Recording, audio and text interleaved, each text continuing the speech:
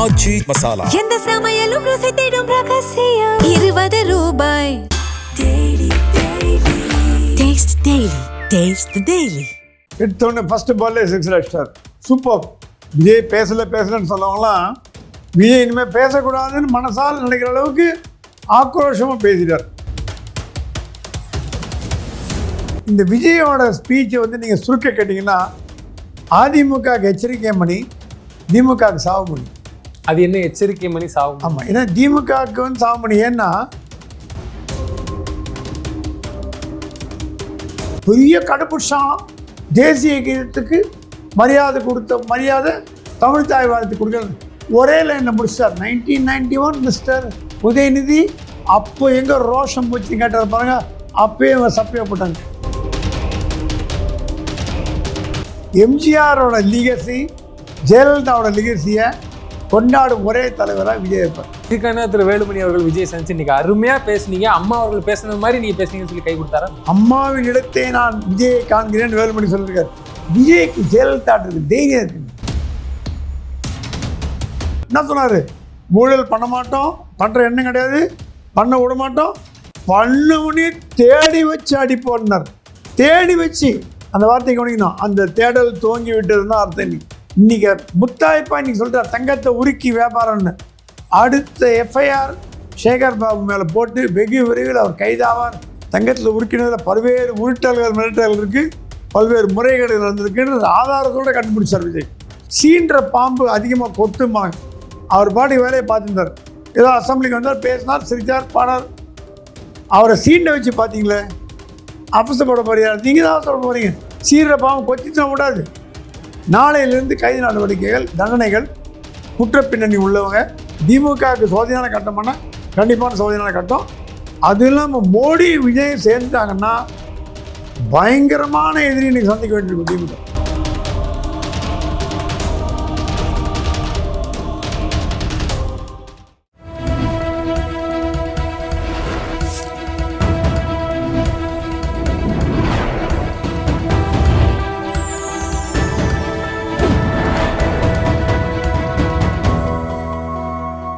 Channel 5 தமிழர்களுக்கு வணக்கம். இன்றைய நேர்காணல் நம்மோடு பேச இருப்பது மூத்த பத்திரிகையாளர் பிரகாஷ் எம் சுவாமி அவர்கள். சார் வணக்கம். சார் வணக்கம்.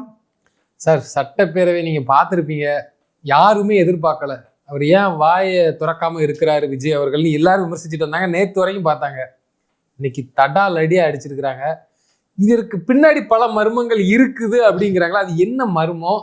விஜய் அவர்களது பேச்சு, சிஎம் விஜய் அவர்களது பேச்சு எப்படி பார்க்குறீங்க? 6 அடிச்சிட்டார். எடுத்தோடனே ஃபர்ஸ்ட் பால்லே 6 அடிச்சிட்டார். ஒரே ஓவரில் 6 6 அடிச்சிட்டார். சூப்பர். விஜய் பேசலன்னாங்க. இனிமேல் ஏன்டா பேசான்னு கேட்க போகிறாங்க. விஜய் பேசலன்னு சொல்லவங்களாம் விஜய் இனிமேல் பேசக்கூடாதுன்னு மனசால் நினைக்கிற அளவுக்கு ஆக்ரோஷமாக பேசிட்டார். ஸ்டப் உள்ள இன்னைக்கு பேச மாட்டோம், விஷயம் தெரிஞ்சும் பேச மாட்டோம். இந்த விஜயோட ஸ்பீச்சை வந்து நீங்கள் சுருக்க கேட்டிங்கன்னா அதிமுகவுக்கு எச்சரிக்கை மணி, திமுகவுக்கு சாவு மணி. அது என்ன எச்சரிக்கை மணி சாவு? ஆமாம், ஏன்னா திமுகவுக்கு வந்து சாவு மணி. ஏன்னா 5 நிமிஷம் பேசுங்க குளத்தூரில் காலின்னாரு. உண்மை. 5 நிமிஷம் பேசுறதுக்கே குளத்தூர் சாலின்னு போயிட்டார். இப்போ பேசி ஆனாலும் திமுக காணப்படும். ஆல்ரெடி திமுக எதிர்கட்சி வேலை பண்ணுமானா பண்ணும். அது திமுக ஜால்ரா அடிக்கணும் விஜய்க்கு நான் சொல்லவே மாட்டேன். விஜய்க்கு ஒரு எதிர்கட்சி தேவை, பொறுப்பான எதிர்கட்சி தேவை, நியாயமான எதிர்கட்சி தேவை. ஆனால் திமுக நியாயமான எதிர்கட்சி வேலை பண்ணுதா? இல்லை, சேஷ்டை பண்ணுறாங்க. அதுக்கு அசம்பிளி அமிச்சாங்க. உங்களை அசம்பிளிக்கு அமிச்சது மக்கள் தேர்ந்தெடுக்கப்பட்டு சேஷ்ட வேலை பண்ணுறதுக்கா, குரங்கு மூஞ்சி காட்டுறதுக்கா? இதான் எதிர்கட்சி வேலையா? பெரிய கடுப்புஷம் தேசிய கீதத்துக்கு மரியாதை தமிழ் தாய் வாழ்த்து கொடுக்குறது ஒரே லைனில் முடிச்சார். 1991 மிஸ்டர் உதயநிதி. What happen? உங்கள் தாத்தா ஓட நினைவு விழா எப்படி பண்ணீங்க? தேசிய கீதத்துக்கு அப்புறம் ஜனாதிபதி வந்தான்னு தமிழ் தாய் வாழ்த்து பண்ணீங்களே, அப்போ எங்கே ரோஷம் போச்சு கேட்டார் பாருங்க. அப்பயே அவங்க சப்பையை போட்டாங்க. விவரம் தெரியாமல் பேசக்கூடாது, எழுதி கொடுத்த வச்சு பேசக்கூடாது. முன்ன எழுதி கொடுத்த வச்சு பேசினா சனாதனத்தில் மாட்டின்னு சந்தி சிரிச்சிங்க. இப்போ திருப்பி தமிழ் தாயில் மாட்டின்னு மூக்க ஓடப்பட்டீங்க. மூக்கப்பட்ட திமுக தான். ஏன்னா கலைஞரோட ஃபங்க்ஷனில் ஜனாதிபதி 1990 இவனை வந்து பேசியிருக்காரு. ஸோ இது என்ன காட்டுறதுன்னா ரெட்டை வேடம்னு சொன்னார் பாருங்கள், ரெட்டை வேடம் காட்டுது. அதிமுகக்கு ஏன் எச்சரிக்கை மணி? அதிமுக அதோட வேலையை செய்ய தவறி விட்டது. எதிர்கட்சியாக இருக்குதா? இல்லை. ஒரு பக்கம் வேலுமணி போய் கை கொடுக்குறாரு, ஒரு பக்கம் இபிஎஸ் திருப்பி போடுறாரு மூஞ்ச.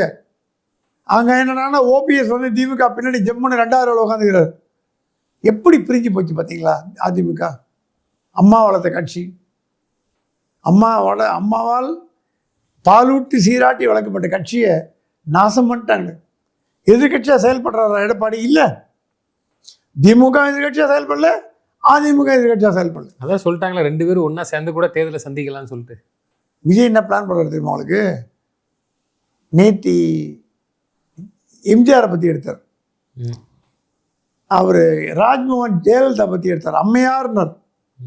விஜய் கால்குலேஷன் ரொம்ப சிம்பிள். நான் சொல்கிறேன், இது உங்களுக்கு அதிர்ச்சியாக இருக்கும், ஷாக்கிங்காகவும் இருக்கும், நேயர்களுக்கும் அதிர்ச்சியாக இருக்கும். விஜய் கணக்கு பிரகாரம் கூடி சீக்கிரம் அதிமுக திமுக ஒன்றா சேர்ந்துடும். சேர்ந்ததுன்னா எம்ஜிஆரோட லீகசி, ஜெயலலிதாவோட லீகசியை கொண்டாடும் ஒரே தலைவராக விஜய் இருப்பார். பாதி அதிமுககாரங்க மனசு நொந்திருக்கான்.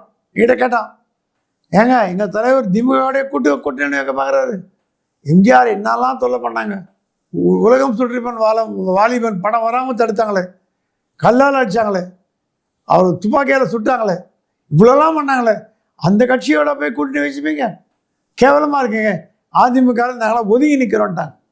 ஸோ அந்த அதிமுக தொண்டர்களின் ரத்த கொதிப்பு என்னால் உணர முடியுது. ஆனால் அதிமுகவுக்கு வேறு வழி கிடையாது. விஜய் ஸ்ட்ராங் ஆகிட்டு வர கொஞ்சம் கொஞ்சமாக மெல்ல திமுக பக்கம் தான் போகணும். ஏன்னா திமுக வீக்காக இருக்குது. திமுக ஸ்ட்ராங்காக இருந்ததுன்னா அதிமுக கிட்டே சேர்க்காது. போடா நீ அதுக்கிட்ட வரணும். 2 வீக்காக இருக்கிறதுனால 2 ஒன்று சேர வாய்ப்பு உண்டு. அப்போ சேர்ந்தாங்கன்னா எம்ஜிஆர் ஜெயலலிதா கொண்டாடும் தகுதியை எடப்பாடி இழந்துருவார். எப்படி எம்ஜிஆர் ஜெயலலிதா கொண்டாடும் தகுதி இழந்து அவர் கலைஞர் ஜால்ரா, அண்ணா ஜால்ரா, பெரியார் ஜால்ரா அடிச்சு போண்டிதான் எடப்பாடி. இதுக்கான திரு வேலுமணி அவர்கள் விஜய் சந்திச்சு இன்னைக்கு அருமையாக பேசுனீங்க. அம்மா அவர்கள் பேசுனது மாதிரி நீங்க பேசுனீங்கன்னு சொல்லி கை கொடுத்தாரா? அம்மாவின் இடத்தை நான் விஜயை காண்கிறேன் வேலுமணி சொல்லியிருக்காரு. எல்லா லீடருமே விஜய்க்கு ஜெயலலிதாட்டுக்கு தைரியம் இருக்குங்க. ஆனா இவங்க என்ன சொன்னாங்கன்னா, அவர் வாயை திறக்க முடியாது, தெரியலன்னாங்க. இன்னைக்கு அது அப்படியே மாறி போய் கலைத்துறையிலேருந்து வந்தவங்களுக்கு பேச கற்றுக் கொடுக்கணுமா? அன்றைக்கே யாரை கண்ணா விஜய்க்கு பேச தரலன்னு சொல்லியோ, அவர் டைலாக் பக்கம் மறுபடி பேசுகிறாள்றியா? சினிமா டைலாக் வேறு, அரசியல் டைலாக் வேறு, மேடை பேச்சு சரியாக பேசலை. எங்கே பேச விட்டீங்க அவரை? பிரச்சாரம் போது பேச விட்டானே பேசிப்பீங்க. இதுனா இவர் தீப்பறி ஆரம்பிக்குமா? நாஞ்சில் சம்பத்தா எடுத்தவொடனே ஸ்விட்ச் ஆன் பண்ண பேசுறதுக்கு உணர்ச்சி வசப்பட்டு தான் பேசணும். ஸ்விட்ச் ஆன் பண்ண பேசுறதுக்கு மிஷன் இல்லை. ஆகவே நான் சொன்னேன், விஜய் வாயை திறந்தாலும் டேஞ்சராக முடியும். அதே மாதிரி டேஞ்சராக முடியும். திமுக மண்ணை கவிச்சிரு, மூக்கில் மண்ணை ஓட்ட கடையாக போச்சு. ஏன்னா அவரே எடுத்து கொடுத்தாரு. அச்சார் பாருங்க, அவர் ரெடி டங்குன்னு கதையாக சொல்லி என்னென்ன பாயிண்ட்ல என்னென்ன ரெடி. விஜய் இந்த மாதிரி பேசுவார்னு யாருமே எதிர்பார்க்காத அளவுக்கு பேசுறாரு. அதனால ஒரு மேட்டர் போயிட்டார். சோபா பற்றி பேசுறீங்களே, ஃபர்னிச்சர் வியாபாரம் உங்களுக்கு தான் தெரியணும். ராஜாத்தி அம்மாவுக்கு இன் பண்ணார் தெரியுமா? ஃபர்னிச்சர் வியாபாரம் ராஜாத்தி அம்மா ராயல் ஃபர்னிச்சர்னு டிடிகர் ரோட்டில் கடை வச்சுருக்காங்க. கனிமொழியோட அம்மா ராஜாத்தி அம்மாள் ராயல் ஃபர்னிஷிங்னு டிடிகர் ரோட்டில் கடை வச்சுருக்காரு. வியாபாரம் பண்ணுறாங்க. இப்போ இல்லை, 40 வருஷம் பண்ணுறாங்க.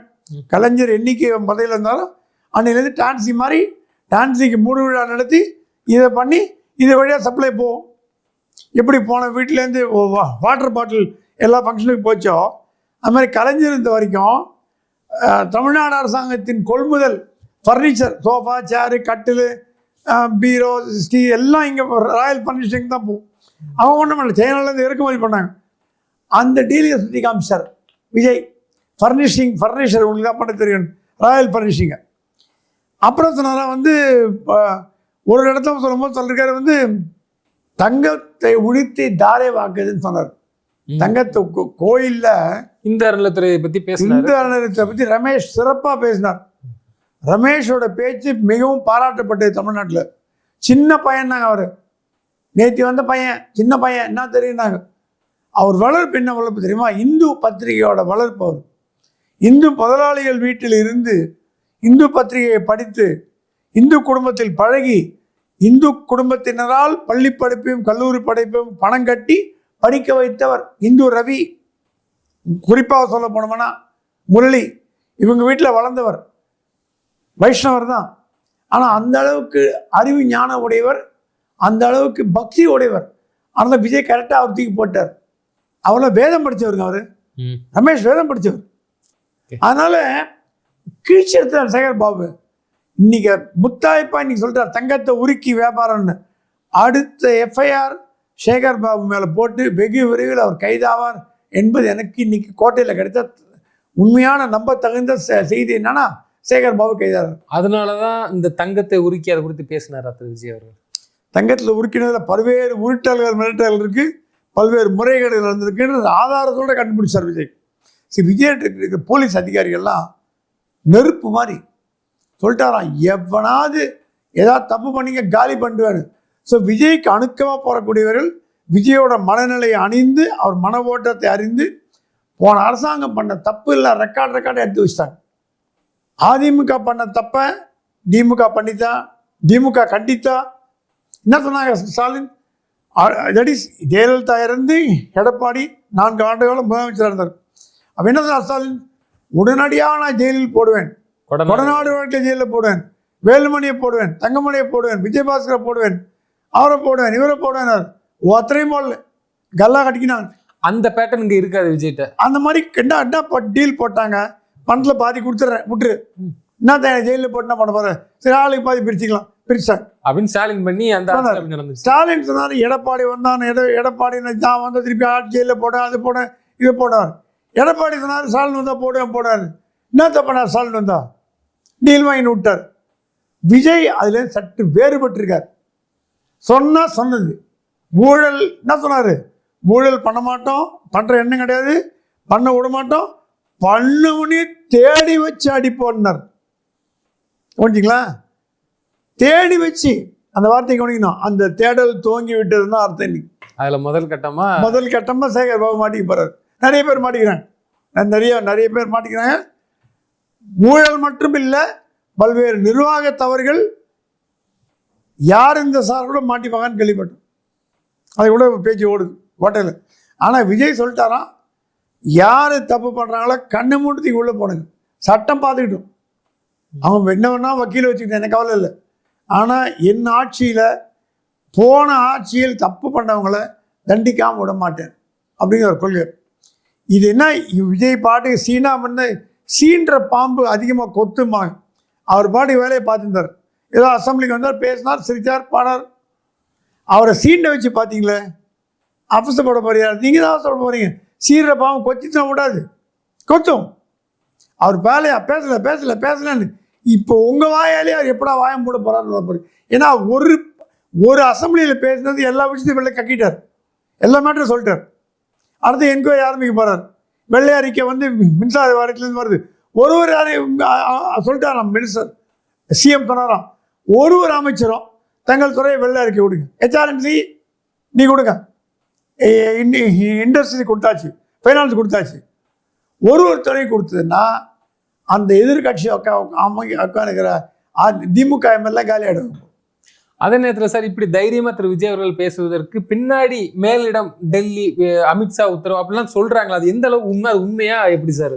டெல்லியில் வந்து மோடி பார்த்த போது மோடி சொன்ன ஒன்று விஜய்ஜி லஞ்சம், ஊழல், அதிகார துஷ்பிரயோகம் இதெல்லாம் ஓரம் கட்டி வச்சிருக்கு, போதும். தமிழ்நாடு மக்கள் ரொம்ப கஷ்டப்பட்டு போயிட்டாங்க. சொன்னாலும் தமிழ்நாடு மக்கள் சஃபர்ட் லாட், ரொம்ப கஷ்டப்பட்டு போயிட்டாங்க. 60 ஆண்டு காலம் ஒதுக்கி வைங்க, நான் பார்த்துக்கிறேன். எங்கள் கட்சி ஆட்சி வராட்டி பரவாயில்ல, நாங்கள் பேக் பண்ணுறோம்.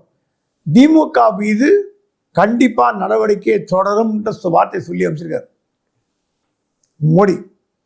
திமுக மீது நடவடிக்கை தொடரும். அதனால தான் முன்னாடி செந்தில் பாலாஜி தம்பியை பிடிக்க வந்தாங்க, காணாமல் போயிட்டான்ட்டாங்க. மறுபடியும் காணாமல் போயிட்டான். வருவார் போவார். இது யார் கொடுத்த பர்மிஷன்? ஸ்டாலின் கவர்மெண்ட் தான் நடந்தது. ஏங்க ஹைகோர்ட் சொல்லி எஃப்ஐஆரே போல நேருமேல, அதுக்கெல்லாம் ஃபைல் திட்ட ஆரம்பிச்சார். ஒரே ஒரு விஜய் சொன்னான், கொஞ்சம் மூச்சு விட எனக்கு அவகாசம் கொடுங்க, மூச்சு விட்டுறேன், யார் சொன்னா அப்படி? விஜய் சொன்னாராம். Okay okay. மூச்சு விட்டுட்டு என் நார்மல் இம்பார்ட்டன்ட் வேலையெல்லாம் முடிச்சிடுறேன், முடிச்சுட்டு அடுத்து ப்ரையாரிட்டி ஒன் பை ஒன் கைது நடவடிக்கை எல்லாம் எடுத்துக்கிறேன். அசம்பிளி நடக்கும்போது ஒன்றும் பண்ணக்கூடாது, உங்களுக்கு தெரியும். அசம்பிளி முடிச்சிட்டார். நாளையிலிருந்து கைது நடவடிக்கைகள், தண்டனைகள், குற்றப்பின்னணி உள்ளவங்க எக்ஸ்போஸ் ஆகுது. திமுகவை எந்த அளவுக்கு முகமூடியை கேட்ட முடியுமோ. ஒரு வாரம் சொன்னார், உங்கள் ஆட்சியில் என் ஆட்சி, உங்கள் தயவால் என் ஆட்சி இருக்குதுன்னு பேசுனீங்களே, 2 கம்யூனிஸ்டும் சுயமாக செஞ்சுட்டு வந்தாங்க, இதுலேருந்து உங்கள் போய் வெளிப்பட்டு போச்சுன்னார். So Vijay wants to expose DMK. அதை துண்டு துண்டாகணும்னு பார்க்குறாரு, சிதல் அடிக்கணும்னு பார்க்குறாரு. அது என்ன எப்படி செய்ய போகிறான்னு தெரியல. ஆனால் ஆட்சி அதிகாரம் கையில் இருந்ததுன்னா என்ன வேணால் பண்ண முடியும். வெள்ளநாய கருப்பநாயக்கலாம், கருப்பநாய வெள்ளநாயக்கலாம். அதனால திமுகவுக்கு சோதனையான கட்டம்னா கண்டிப்பான சோதனையான கட்டம். அது இல்லாமல் மோடி விஜய் சேர்ந்துட்டாங்கன்னா பயங்கரமான எதிரி இன்னைக்கு சந்திக்க வேண்டியிருக்கும் திமுக. பயங்கரமான எதிரி. எப்படி சார் காங்கிரஸ் உள்ள வச்சுக்கிட்டு இந்த மாதிரியான ஒரு இது நடக்குன்னு சொல்றது? காங்கிரஸ் பற்றி அவர் கால் பண்ணல மோடி. அது காங்கிரஸ் பொருட்டாவே மறிக்கல. அது ஒரு மைனர் பார்ட்னர் தான். காங்கிரஸ் இருந்து விஜய் டெல்லிக்கு போகக்கூடாது, மோடியை பார்க்கக்கூடாது, மத்திய மாநில அரசு கட்டணும் அப்படின்னு காங்கிரஸ் சொல்லிச்சுன்னா மோடி கோவணும். இவங்க 2 பேரும் ஒன்று பாலிசி ரேஷன் எடுக்கிற பிறகு விஜயை மீறி யாரும் முடிவு எடுக்க முடியாதுங்க. இன்னைக்கு கூட சொன்ன அசம்பிளியில் கட்சி என்பது வேறு, அரசாங்கம் என்பது வேறு. நாங்கள் மத்திய அரசாங்கத்தில் இணக்கமாக போய் பல்வேறு சலுகைகளை பெறுவோம்ன்ற மாதிரி சொல்லியிருக்காரு. சொன்னாரா? அதுலேருந்து என்ன அர்த்தம்னா மத்திய அரசாங்கத்தோட இணக்கமாக விரும்புகிறார். அப்போ காங்கிரஸோட மனசாட்சி மீறி தான் அதை பண்ணுறாரு. ஸோ காங்கிரஸ் ஒன்றும் பெருசாக விஜய்க்கு எதிர்ப்பு தெரிவிக்கிறார் தெரியல. அவங்க வேலையை ஒன்று பண்ணுறோம். தேசிய அளவு காங்கிரஸ் எதிர்க்கிறது வேற, தமிழ்நாடு காங்கிரஸ்ல ஒரு 2 மந்திரி எதிர்க்கிறது வேலை. இந்த 2 மந்திரி எதிர்க்கிறதுனால பிஜேபி இதாக ஆகிடுமோ ஆப்போறது இல்லை. ஸோ அவங்க பாட்டுக்கு அவங்க வேலையை பண்ணிட்டு இருக்காங்க. காங்கிரஸ்காரங்க பாட்டுக்கு காங்கிரஸ் கதற போடுறாங்களே தான், எல்லாம் ஒரே கூட்டணி தான் இருக்காங்க. அவங்க ஒன்றும் தனி கோஷம்லாம் ஒன்றும் போடல. விஜய் சொல்லப்படி கேட்டு அணுக்கமாக நடந்துட்டு போகிறாங்க. ஸோ காங்கிரஸால் விஜய்க்கு பெரிய நஷ்டமும் இல்லை, மோடிக்கு பாதகமும் இல்லைன்னு நம்ம நினைக்கிறோம். இன்னொரு விஷயம் என்ன சொல்றாங்கன்னா, அதிமுகவில் இருந்து போன அதாவது சிட்டிங் எம்எல்ஏலாம் ராஜினாமா பண்ணிட்டு போனவங்களுக்கு இந்த முறை சீட்டு கொடுக்கப்படலை, தாவைக்காலம் ஒரு பேச்சு அடிப்படுது. இந்த முறை மறுபடியும் அவங்களுக்கு கொடுக்கப்படாது அப்படின்னு சொல்றாங்களா? மரகத குமரவேலா இருக்கட்டும், இசைக்கு சுப்பையாவா இருக்கட்டும், அது எந்த அளவுக்கு சார் உண்மை? அப்படி ஒரு தகவல் காலைல வந்துச்சு, நான் பார்த்தேன். அது உண்மைதானா? நீங்க கேள்விப்பட்ட நியூஸ் நானும் கேள்விப்பட்டேன். விஜய் என்ன சொன்னாலும் எல்லா ராஜினாமா பண்றாங்க, வராங்க, திருப்பி போட்டி போடுறாங்க. இப்போ நம்ம கட்சியில் இருக்க சீனியர்லாம் என்ன மதிப்பு? நல்ல பாயிண்ட். அவர்கள் அப்போ நம்பி ராஜினாமா பண்ணவங்களுக்கு வேற ஏதாவது நம்பி போறவங்களுக்கு வேற ஏதாவது கொடுக்கப்படும். ஓகே. இப்போ விஜய் தாரணி ராஜினாமா பண்ணாங்க, எம்எல்ஏ பார்த்திங்க, பிஜேபி ஜாயின் பண்ணாங்க. அதே கொடுத்தாங்களா? கொடுக்கலையே. எம்பி கொடுக்குதான்னு சொன்னாங்க, ராஜினாமா பண்ணாங்க. அது மாதிரி அதே தொகுதியை அதே கொடுத்தா கொஞ்சம் மனக்கசப்பு. விஜய் என்ன ஃபீல் பண்ணுறாருன்னா, அவங்க கட்சியில் இத்தனை வருஷமாக இருந்தவங்களுக்கு ஒன்றும் பண்ணலன்ற மாதிரி ஃபீல் பண்ணுறாங்க. ஏன்னா அது விஜயை ஃபீல் பண்ணிட்டாரோம். விஜய் ரசிகர் பட்டலமே பெருசு. ரசிகர் மன்றம் இருக்கலாம், கட்சியை வளர்த்து விட்டு ரசிகர் மன்றம் தான். புஷி ஆனந்தம் கூட ஃபீல் பண்ணா ரொம்ப, நம்ம ஆளுக்கு பழைய ஆளுங்க நான் எதாவது பண்ணணும் அப்படின்ற மாதிரி விஜய் தான். ஆனால் நீங்கள் சொன்னது கரெக்ட் தான். நீங்கள் ஒரு வெரி குட் பாயிண்ட். நம்ம ஆளுங்களுக்கு மூலம் கொடுத்துருவோம். கட்சியில் ஜாயின் பண்ணுறவங்களுக்கு பதவி எடுத்தவொடனே கொடுக்கணும் அவசியம் கிடையாது. கொஞ்ச நாள் பொறுத்து கொடுக்கணும். எம்பி ஆகணும், ராஜ்யசபா ஆகணும், என்னென்ன பண்ணலாம். அப்படிங்கிற வகையில் பார்த்தீங்கன்னா இந்த 4 தொகுதியிலும் கட்சிக்கு உழைத்த உண்மையானவர்கள் அவர்களுக்கு சீட் கொடுக்கப்படலாம் என்று ஒரு பேச்சு அடிப்படுது. அந்த மாதிரி அவர் கொடுத்தாங்கன்னா ஒரு வித்தியாசமான அணுகுமுறையாக இருக்கும். ஏன்னா தோற்று போய் ரிசைன் பண்ணி திருப்பி போட்டி போட்டு திருப்பி தோற்று போய் திருப்பி போட்டி போட்டு கட்சிக்கு ஒரு கெட்ட அந்த மாதிரி கட்சி கெட்ட பேர் வர்றதுக்கு நாங்கள் வித்தியாசமான கட்சின்னு காட்டுறதுக்கு அந்த மாதிரி படத்துக்கு வாய்ப்பு இருக்கதான் நம்ம கருதும். இடைத்தேர்தல் இப்போ வச்சா இப்போ யாருக்கு விஜய் கம்ப்ளீட் அடிக்கும் ஸ்வீப். ஓகே, ஸ்வீப் பண்ணுறது. திமுக மேல இருக்க அதிருப்தி அப்போ இன்னும் இருக்கு. இவர் வேற திரு விஜய் அவர்கள் வெளிப்படுத்திக்கிட்டு அந்த அதிருப்தி எப்படி இருக்குங்கிற மாதிரி சொல்றீங்க. நிச்சயமா சார், இறுதியான ஒரு கேள்வி.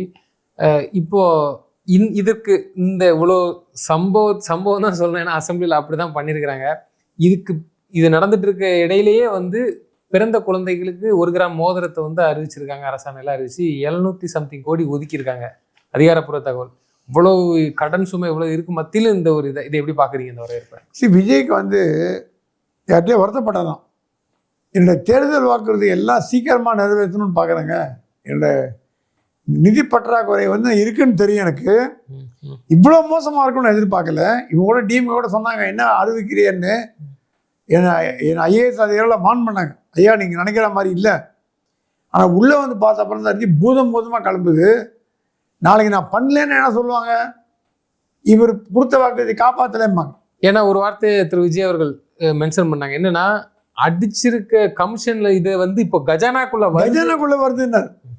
அந்த கஜானாக்குள்ள வருது மக்களுக்கு போட்டுமேங்கிறார். குழந்தைங்களுக்கு இப்போ குழந்தைகள் வீட்டில் குழந்தை பிறந்தா தங்க வாங்கி போடுவாங்க.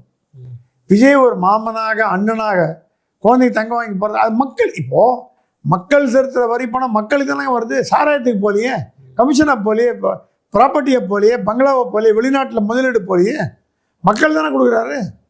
என்ன சொல்கிறாரு, அந்த 10 ரூபா கூட அரசாங்க கையாளாக போதுங்கிறார். குடியை உடனடியாக நிறுத்தோம்னா முடியாது, அதை வந்து சீராக்கிட்டார். அது லஞ்சம் ஊழலாம் பார்த்துக்கிறார். அடுத்து தனியார் மயமாக்கிறதுக்கு வாய்ப்பு உண்டு. அதனால் விஜய் போகிற நோக்கு பார்த்தீங்கன்னா கரெக்டான திசையில் போகிறாரான்னு தோணும். நிச்சயமா சார். தொடர்ந்து தங்களது கருத்துக்களை பகிர்ந்தமைக்கு நன்றி. நன்றி.